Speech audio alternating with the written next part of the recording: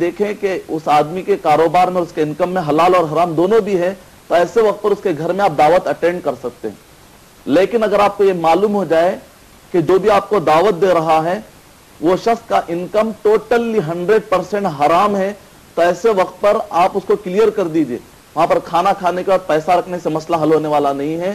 اللہ کو ناراض نہیں کر سکتے. ایک بندے کو آپ جا کر کلیئر کر سکتے ہیں کہ میں آپ کے گھر کو نہیں آ سکتا، کیونکہ میں آپ کے دوستی کی خاطر اللہ کی دوستی کو میں ختم نہیں کر سکتا. البتہ جہاں کہیں مکس ہو انکم تو اس جگہ پر دعوت اٹینڈ کرنا اس لیے جائز ہے کیونکہ نبی اکرم صلی اللہ علیہ وسلم یہودیوں کے پاس جا کر دعوت اٹینڈ کرتے تھے، اور یہودیوں کے انکم میں تجارت بھی ہے اور ساتھ میں سود بھی تھا.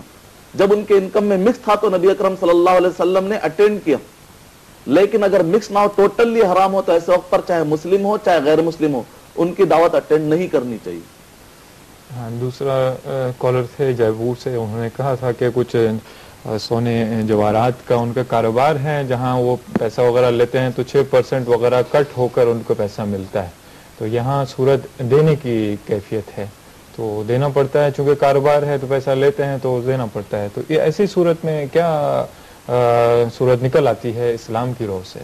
یعنی اس کے اندر قسطوار یا لمسم اماؤنٹ دے دیتے ہیں لیکن 6% اماؤنٹ کاٹ کر دیتے ہیں، یعنی وہی دوسری شکل ہوئی ہے ایک سود کی، اس طرح سے کہ پیسہ دے رہے ہیں اور سود لے رہے ہیں، ایسی بات ہے. وعلیکم السلام ورحمۃ اللہ وبرکاتہ. بھائی نے جو سوال کیا ہے، جو کچھ بھی میرے سمجھ میں آ، کیونکہ ان کا سوال غیر واضح ہے.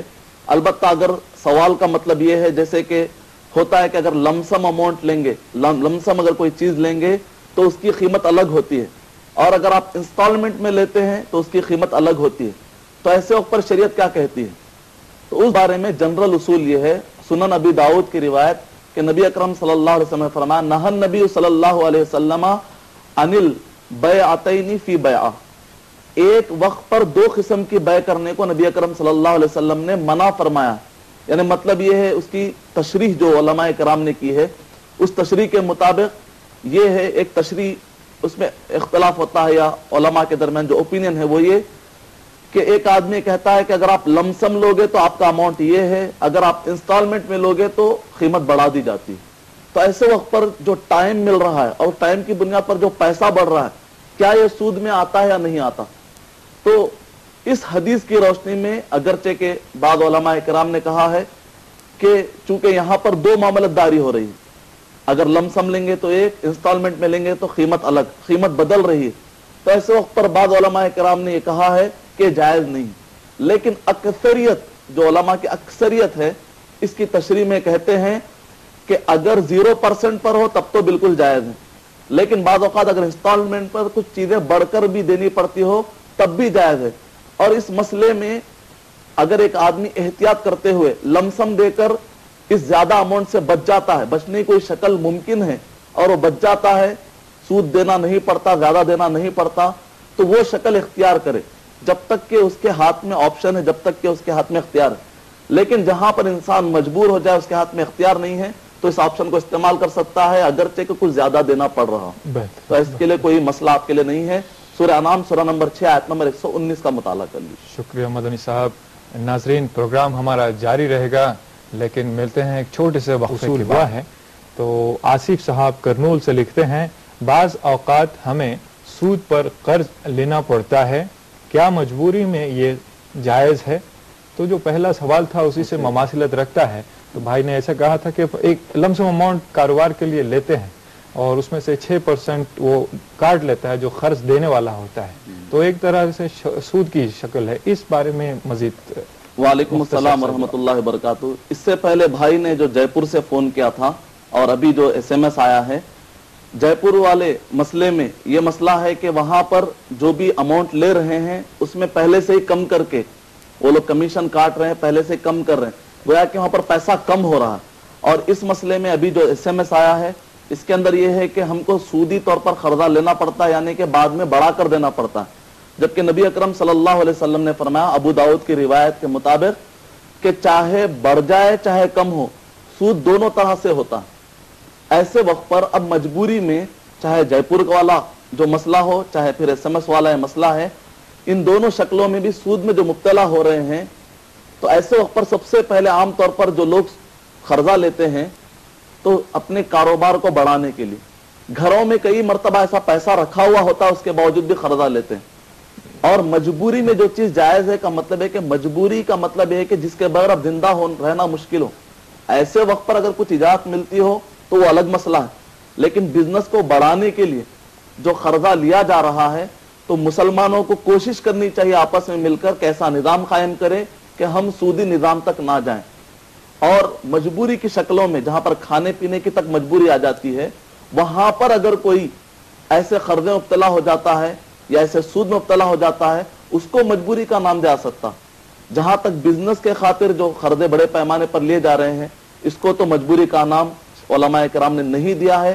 جتنا اپنے آپ کو بچا لے اسی میں ہمارے ایمان کی حفاظت ہے. شکریہ مدنی صاحب. آئیے اور ایک کالر ہمیں کال کر رہے ہیں، ہم سے کال لیتے ہیں. ہیلو، السلام علیکم. السلام علیکم جناب. ہیلو، نگر دہلی سے بول رہا ہوں. ہیلو. ہلو جی جی، میں ذاکر نگر دہلی سے بول رہا ہوں. میرا سوال ہے کہ کیا LIC لائف انشورنس پالیسی لینا حدیث کی روشنی میں جائز ہے؟ بہتر. ذاکر صاحب نئی دلی سے بول رہے ہیں. سمر شاہنواز، ذاکر نگر دہلی. قمر شاہنواز ذاکر نگر سے بول رہے ہیں. جی جی ٹھیک ہے، آپ کے سوال کا جواب یقیناً دیا جائے گا. شکریہ بہت بہت، آپ نے ہمیں کال کیا. مدنی صاحب ایک کالر ہمارے تھے. کیا LIC کروانا یا لائف انشورنس کے جو کاروبار چل رہے ہیں یہ کہاں تک حدیث کی روشنی میں جائز ہیں؟ وعلیکم السلام ورحمۃ اللہ وبرکاتہ. نہن نبی صلی اللہ علیہ وسلم عن بیع الغرر. نبی اکرم صلی اللہ علیہ وسلم نے ہر اس معاملت داری سے منع کیا جس کے اندر دھوکہ ہوتا ہے.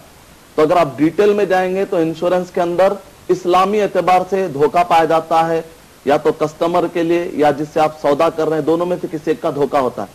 بہرحال خلاصے کے طور پر یہ ہے، چاہے ہیلتھ انشورنس کرائیں، چاہے گوڈ انشورنس، مینس انشورنس جو سامان کا انشورنس ہوتا ہے، یا پھر لائف انشورنس ہوتا ہے، یا پھر کوئی آرگن کا انشورنس ہوتا ہے جیسے فٹ بال کھیلنے والے پیرواں کراتے ہیں، تو یہ ساری قسموں کو علماء کرام نے حرام قرار دیا.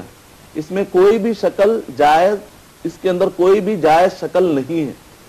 ہیلتھ انشورنس ہو چاہے وہ سامان کے اوپر انشورنس کرایا جائے، انسان اپنے اختیار میں رہتے ہوئے اس کے کسی بھی معاملت داری میں انوالو نہیں ہو سکتا.